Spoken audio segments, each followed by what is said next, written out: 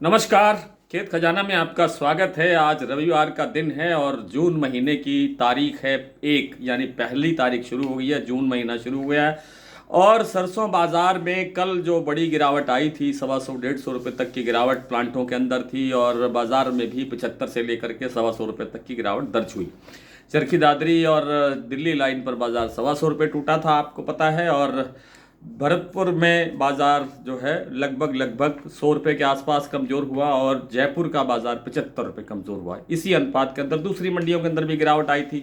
लेकिन आपने ये भी देखा कि कल शाम को सलोनी प्लांट के अंदर 50 रुपये की रिकवरी हुई थी। बाजार पहले 100 से 125 रुपये कमजोर हुआ था, उसके बाद में बाजार 50 रुपये रिकवरी दिखा के क्लोजिंग दे रहा था।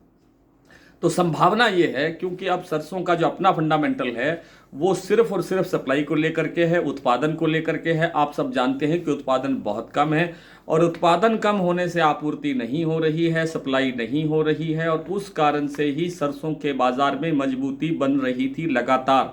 मार्च से लेकर के अब तक लगभग 700-800 रुपये तक बाजार तेज हो चुका था 30 मई तक। कल 31 तारीख को सरकार ने जो 30 तारीख रात को ड्यूटी घटाई विदेशी तेलों पर 11%, उसके बाद में बाजार टूटा।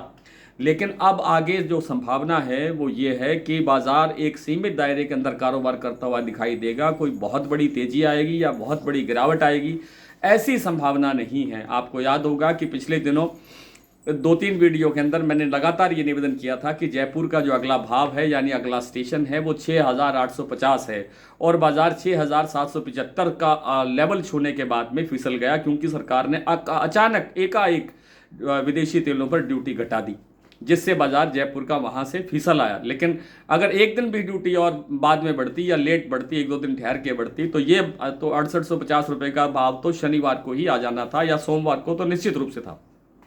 लेकिन अब भी उम्मीद है कि ये बाजार एक बार फिर से 6,850 का लेवल देखने की तरफ बढ़ सकता है। लेकिन आप ये मान के चलें कि इससे ज़्यादा कोई बड़ी तेजी आ जाएगी तो ये संभावना कम है। फिलहाल कल का जो बाजार है, यानी सोमवार का जो बाजार है, उसमें कोई बहुत बड़ी घटपट होने वाली नहीं है।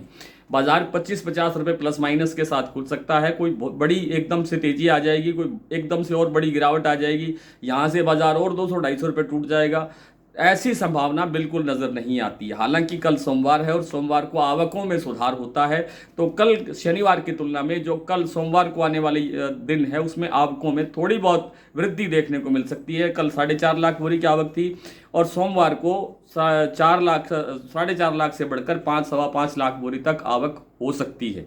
और उसके बाद फिर बाजार में यही स्टेबिलिटी बनी रहेगी, इसी दायरे के अंदर बाजार घूमेगा। न कोई बड़ी तेजी नजर आ रही है फिलहाल 30-45 दिन तक, और न ही कोई बड़ी गिरावट नजर आ रही है। गिरावट इसलिए नजर नहीं आ रही है क्योंकि फंडामेंटल जो सरसों की उत्पादकता कमजोर है, आपूर्ति कमजोर है, इसलिए गिरावट नहीं आएगी। अन्यथा तो सरसों तेल के अंदर जिस तरह से कल गिरावट बढ़ी है, 3 रुपये से 4 रुपये किलो तक बाजार कल टूटा है सरसों तेल का प्रति किलो। ये बड़ी गिरावट मानी जाती है। अगर इतनी गिरावट सरसों तेल में आती है तो सरसों 200 रुपये निश्चित रूप से टूटती है, कम से कम। लेकिन चूंकि सरसों की सप्लाई कम है, इसलिए सरसों में बड़ी गिरावट की गुंजाइश नहीं है। तेल में अभी भी गिरावट की गुंजाइश बनी हुई है। सरसों तेल में अभी और 1-2 रुपये किलो की गिरावट की संभावना बनी हुई है। तो सरसों के बाजार में कल के संभावनाओं के साथ आपको बहुत बहुत शुभकामनाएं। आज इतना ही, कल आपसे फिर मुलाकात होगी। तब तक के लिए नमस्कार।